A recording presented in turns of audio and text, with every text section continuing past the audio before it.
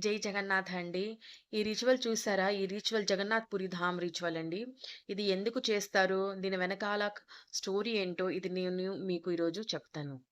అంటే ఈ 3 కొండలు రెడీ చేస్తారండి స్వామివారికి. ఈ 3 కొండల్లో తరల పదార్థాలు ఏస్తారు. ఆ తరల పదార్థాల్లో ఏటున్నాయంటే బోలెడన్ని రకాలు కలిపి తరల పదార్థాల రెడీ చేస్తాను. కానీ నాకు తెలిసింది దాంట్లో ఉంటది పాలు, పెరుగు, తేనె, నెయ్య, ఇంకా యాలకుల పొడి, ఉంటది. పన్నీరుంటది. ఆ! అవన్నీ కలిపి స్వామివారికి చేస్తారు. ఇంకా ఉంటాయి బోలెడు ఏదో ఏదో ఏస్తారు. అవన్నీ మాకు తెలీదు అంతగా. నాకు తెలిసింది మీకు చెప్తున్నాను. అవన్నీ కలిపేసి స్వామివారికి లిక్విడ్ ఫార్మ్‌లో తరల పదార్థలో అది అర్పణ చేస్తారు. అర్పణ చేసిన తర్వాత స్వామివారు పెదాలతో గ్రహణం చేస్తారంటారు కదా! ఆధారపాన అంటే అర్థమే అది. పెదాలతో గ్రహణ చేసుకున్న తీపి. తీపి. ఆధార్ అంటే పెదాలు, ఇంకా పాన అంటే తీపి. అర్థమైందా?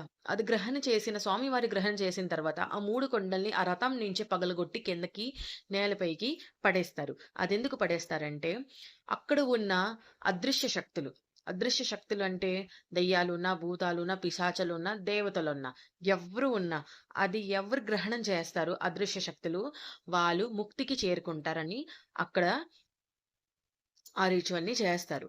అది ఖాళీ అక్కడున్న అదృశ్య శక్తులే గ్రహణం చేసుకోవచ్చు. ఆ భక్తులున్నా, పంతులు గారున్నా ఎవ్వరు అవన్నీ గ్రహణం చేసుకోలేరు. ఆ రిచువల్ ఆళ్ళ గురించే స్పెషల్‌గా చేస్తారు. స్వామివారు గ్రహణం చేసిన తర్వాత ఏ అదృశ్య శక్తులు అవన్నీ గ్రహణిస్తదో ఆళ్ళు ముక్తికి చేరుకుంటారు.